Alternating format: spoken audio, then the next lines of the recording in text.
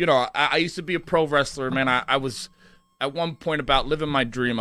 Anything I wanted to do my whole life, I was there, and through some bad things, I fell off, and I was in a dark place for years, and it was a place I'd never ever want to go back to. So by the grace of God or whoever, I got out of that spot. And my first thing when I'm out of that, I don't ever want to go back. I don't want to talk about it. I don't want to bring it up. The last thing I wanted was to talk about my past. It was the worst thing ever. I was just happy to be out of it.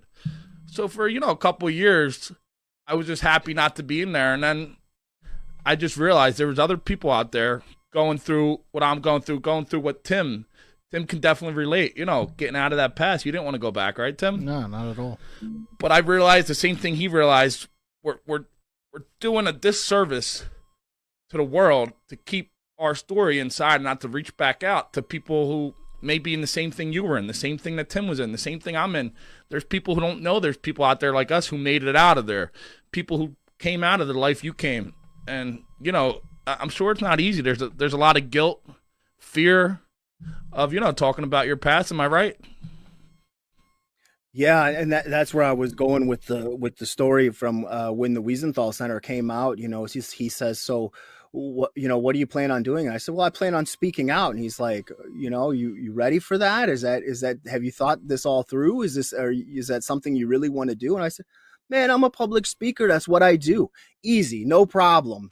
And he just kind of chuckled a little bit, and he goes, Jeff, I don't think it's going to be quite as easy as you think it is. I didn't know what he meant at the time, but when you start doing it and you start talking about, especially as a man, I think, like getting up there in front of a bunch of people in the movement, spewing hate and politics and this sort of thing, that's one thing. But getting up there and telling a whole crowd full of people, hey, I was wrong.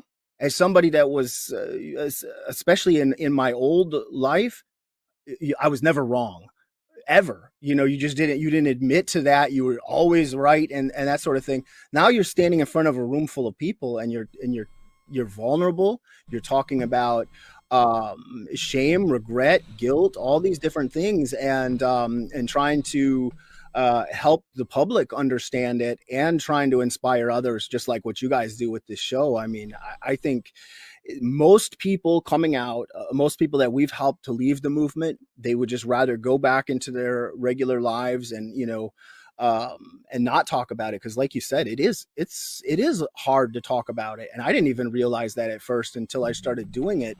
But it is incredibly difficult. But I think especially as a public figure that had done so much damage in my time in the past, this is a good way to give back. And I don't regret doing it. It'd be easier to go into business or something else, I understand, but this is a good way to be able to help and uplift others, like you said.